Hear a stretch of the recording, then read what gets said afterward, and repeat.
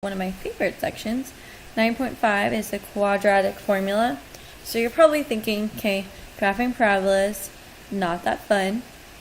And you're probably also thinking, wow, that last section of solving by graphing seems really inefficient.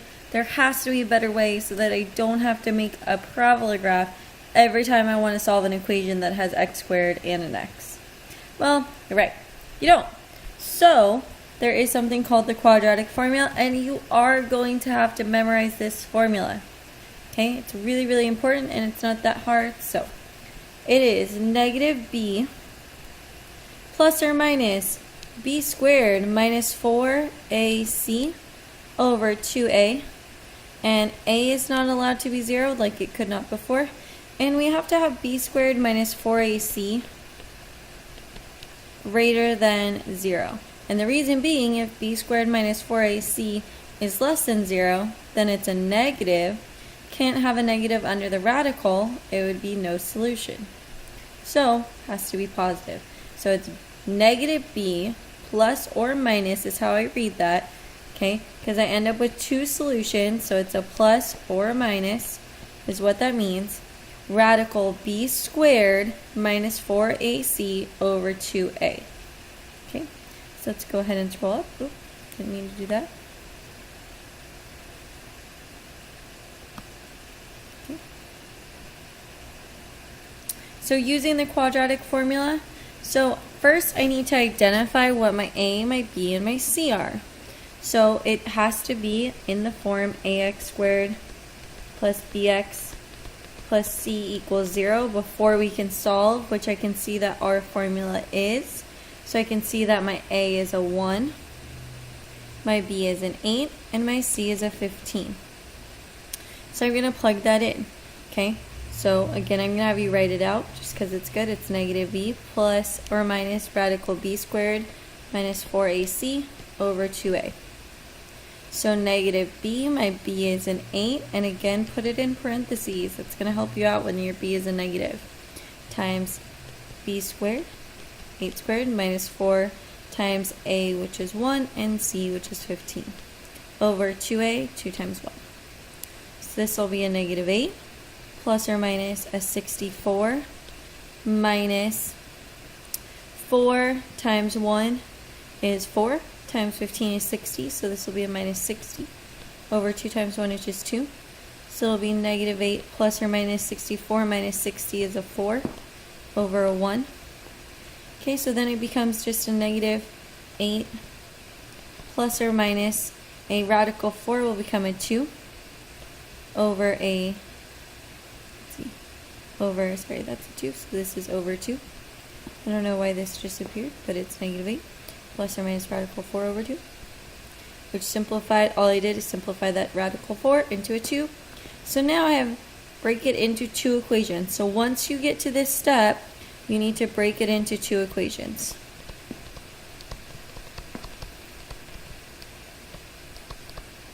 Okay, so the first is negative 8 plus 2 over 2, which negative 8 plus 2 is a negative 6. So you have negative 6 over 2, which is a negative 3. And the next one is negative 8 minus 2 over 2, which gives you a negative 10 over 2, which is a negative 5.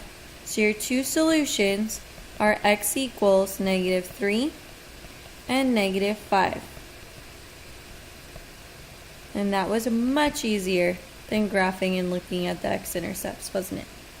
Thought so. Okay, so go ahead and scroll it up, and again make sure you have two solutions here. If it's an x squared, you really are almost always going to have two solutions. I did it again, sorry guys. Okay, so now I'm going to be writing in standard form, okay, and then solving. So I started with 3x squared minus 7x equals 11, and I need it again to be an ax squared plus bx plus c equals 0. If it's not in this form, my quadratic formula does not apply. Okay, so to rewrite it, they subtracted 11 from both sides to get a 0 on the right, and then on the left you get 3x squared minus 7x minus 11. So now my quadratic formula, just to rewrite it, negative b plus or minus radical b squared minus 4ac over 2a. So now let's plug in. Our a, we can see, is going to be a 3. Our b is going to be a negative 7. And our c is a negative 11. It's really important you move that c over because you can see your c becomes negative. Over here it was positive, and it really shouldn't be positive. It's a negative. Okay? So now let's plug in. So negative b, negative negative 7, plus or minus radical b squared, which is negative 7 squared, minus 4 times a, which was 3, times c, which is negative 11. Okay? All over 2a, so 2 times 3. So this one's kind of a doozy. So negative negative 7 is a positive 7, plus or minus radical negative 7 squared is 49. And negative 4 times 3 times negative 11 is the same as a, sorry, I have it written down over here, is the same as a plus 132 over 2 times 3, which is 6. So that gives me 7 plus or minus radical 181 over 6. Well, a regular 81 is a perfect square. It's a perfect square of 9. But 181 isn't a perfect square. So I'm actually just going to leave it like that. And you're able to put this in a calculator. So you have 7 plus radical 181 over 6. And 7 minus radical 181 over 6. Now, sometimes you're actually able to just leave those, and as long as this is simplified, you're good and you're done, and you can't simplify any further. In geometry a lot, you'll just leave your answer like this. But for here, we're actually just going to plug that into a calculator, so you'll plug in 7 plus the square root of 181. I would then press enter and then divide, and you should get a 3.41. And here you'll put 7 minus the square root of 181.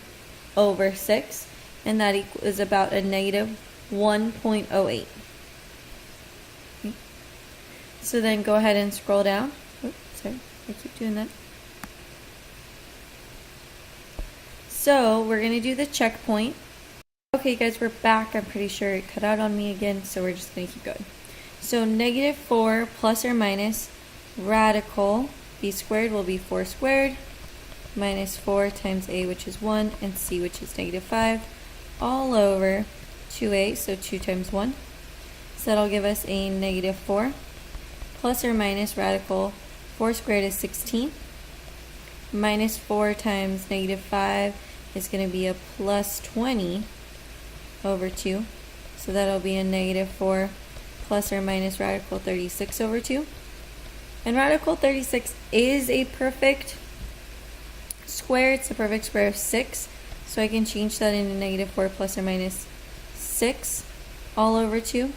So then I get negative 4 plus 6 over 2 and negative 4 minus 6 over 2. Negative 4 plus 6 is a positive 2 over 2, so one of my answers is going to be a 1. And here negative 4 minus 6 is a negative 10 over 2, so my other answer will be a negative 5. So those are your 2 answers for that first one. Okay, I do want to make sure on number 2 you're going to try it on your own, but you do need to subtract 9 from both sides first. Okay, don't forget to do that. Okay, final page, we're actually going to apply it. We're going to do some cool vertical motion problems. So go ahead, scroll up. So a cliff diver jumps from a height of 58 feet above water with an initial velocity of 5 feet per second. How long will it take the diver to reach the water? So actually there's this cool formula that we kind of worked with beginning of the year before, I think, plugging things into it.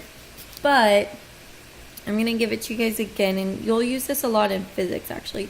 It's h is equal to negative 16t squared plus vt plus s. So the initial velocity v, it says, is 5 feet per second. So we're going to fill in is 5 feet per second. And the diver's initial height, well, he stove off a cliff at 58 feet. And he's going to reach the water, so he hits the water actually when the height is 0. So that kind of ground level hitting the ground, hitting the water is when the height is 0. And if it goes below that, the height becomes negative. So your vertical motion model is the one I actually wrote up there, negative 16t squared plus vt plus s. So now we're going to plug in our v for 5. So we get negative 16t squared plus 5t plus our s, 58. So then we have to substitute 0 in for h in order to solve, because we want it when his height is 0 hitting the water, so I put in 0 for h. Okay, and now I can actually solve this even though it's a t and not an x. It's still in a quadratic form, so I still can use my quadratic formula since this h is 0.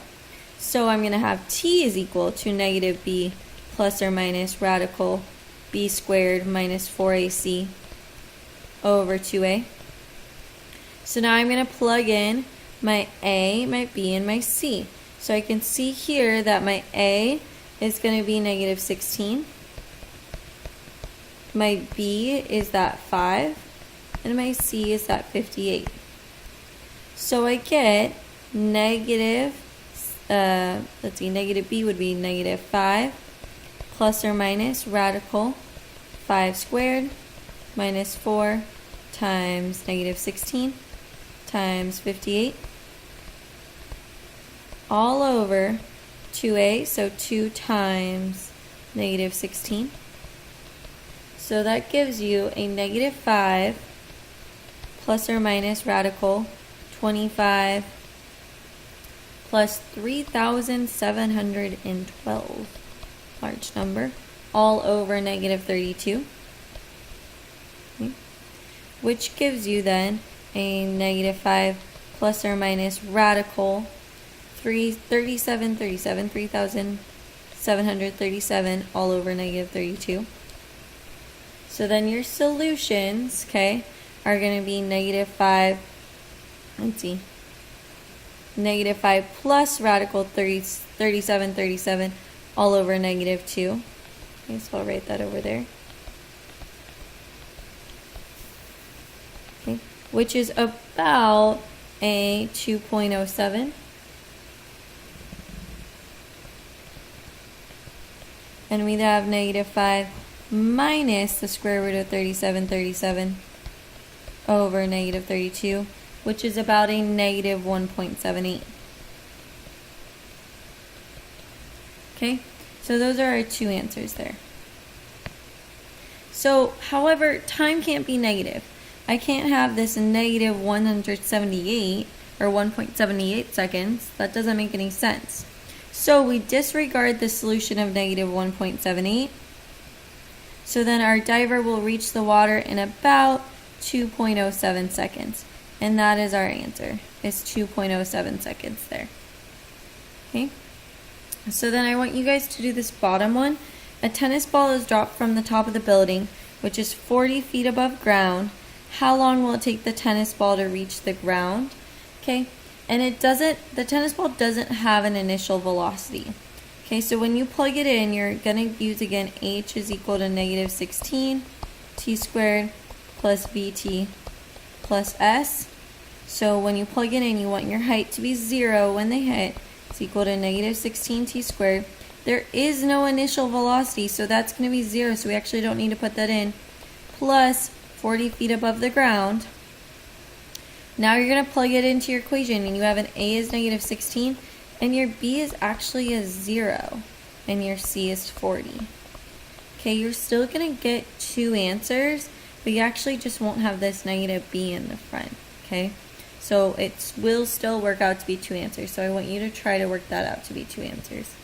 Okay, and I'm going to give you those answers just so you know. You should end up with a negative 1.58 seconds and a 1.58 seconds. But since time can't be negative, we disregard this one, and this should be your answer. Okay, with S stands for seconds. So it's about 1.58 seconds. So go ahead and you need to show the work for this one. Okay, and try to finish it. And that is the end of 9.5. So good job, guys.